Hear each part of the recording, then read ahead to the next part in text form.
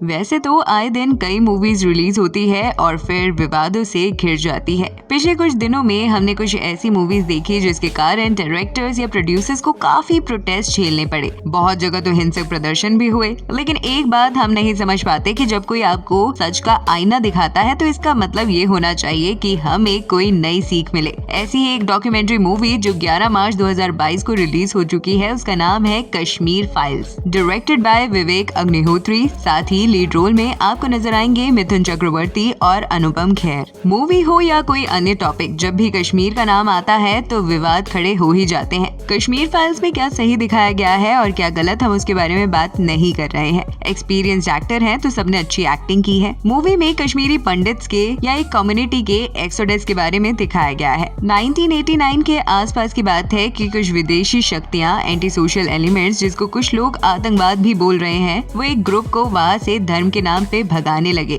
कुछ लोग ऐसा भी बोलते हैं कि वहाँ बहुत भाईचारा था, कश्मीरियत थी। लेकिन फिर ऐसा क्या हुआ कि लोग वहाँ से भाग खड़े हुए, खून की नदियाँ बही। कश्मीरी पंडित बहुत दिनों से जुल्म झेलते आ रहे थे। उनको कई बार तो धमकियां मिलती रही कि आप लोग ये जगह छोड़कर चले जाओ। कश्मीरी पंडित सोचते थे, लेकिन आखिर क्यों? कश्मीरी पंडित वही लोग हैं जो कश्मीर में शांति से रहना चाहते थे, बट बाकी लोगों को ये शायद पसंद नहीं था। यहाँ से एक बात तो साफ हो जाती है कि अगर आप शांति से रहना चाहते हैं तो जरूरी नहीं कि बाकी सब लोग शांत हो जाए। अगर आप अच्छे हैं तो बाकी सब लोग अच्छे हो जाएं, ऐसा नहीं होगा। धरती पे सब तरह के लोग हैं। नेचर का ये बैलेंस करने का तरीका है। शांति या धर्म को पालन करना कोई बुरी बात नहीं है, लेकिन इसके साथ साथ आत्मरक्षा भी होनी चाहिए। किसी ने ठीक ही कहा है, धर्मो रक्षति रक्षितः। तुम धर्म की रक्षा करो, धर्म तुम्हारी रक्षा करेगा। इसका मतलब ये है कि आपके पास एंटी सोशल एलिमेंट से लड़ने का पावर भी होना चाहिए, तभी तो आपका धर्म भी बचेगा। चाइना इस बात को बहुत अच्छे से समझता है और गीता में लिखे गए कर्म ही पूजा है को फॉलो करता है। लेकिन कुछ लोग तो पूजा को ही कर्म मानते हैं। अगर आप कुछ ज्यादा ही पीस और साधना में बिलीव करते हैं तो सामने वाला आपका फायदा भी उठा सकता है। अगर कश्मीरी पंडितों के खिलाफ साजिश रची जा रही थी तो क्या कश्मीरी पंडित इससे अवगत नहीं थे?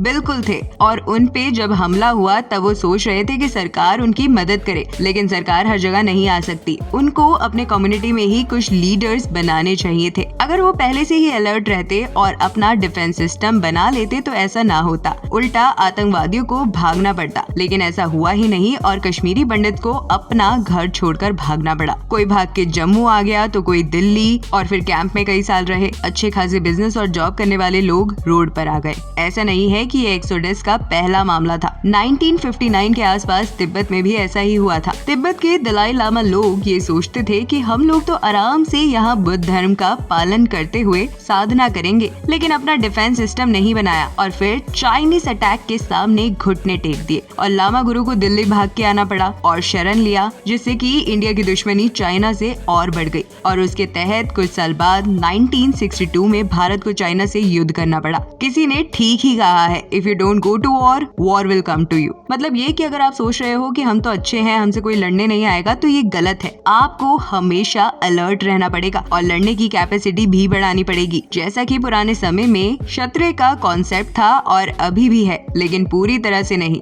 कमजोर को सताया जा सकता है, कमजोर को हमदर्दी मिलती है, लेकिन सम्मान नहीं मिल सकता। इसमें कुछ गलत या सही वाली बात नहीं है। आपको खुद से ही अलर्ट रहना पड़ेगा। जिसकी लाठी उसकी भैंस। तिब्बत एक्सोडस और कश्मीर एक्सोडस में एक चीज कॉमन थी कि वहाँ पे क्षत्रिय वर्ग था ही नहीं और इसके कारण पूरा देश दुश्मन के सामने सरेंडर कर दिया या देश छोड़कर भागे। चाइना ने तिब्बत पे आराम से कब्जा कर लिया और तिब्बत, जो इंडिया का एक अनऑफिशियल पार्ट हुआ करता था, जैसे अभी नेपाल और भूटान है, हाथ से चला गया। कैलाश जैसी पवित्र जगह भी हमारे हाथों से निकल गई। तो अगर धर्म की रक्षा करनी है तो हमें पावरफुल भी बनना पड़ेगा। कश्मीर फाइल्स के ट्रेलर को सब लोग शेयर कर रहे हैं और एंटी सोशल एलिमेंट्स को एक्सपोज कर रहे हैं। अच्छी बात है, लेकिन साथ साथ एक लेसन भी सीखना चाहिए कि धर्म और साधना के साथ आपको पावरफुल भी बनना पड़ेगा, वरना कई सारी विदेशी शक्तियां आपके ऊपर भी निगाहें लगाए बैठी हैं। रशिया यूक्रेन वॉर भी इस बात का सबूत है कि वॉर कभी भी हो सकती है। इस वीडियो के बारे में अपना व्यूज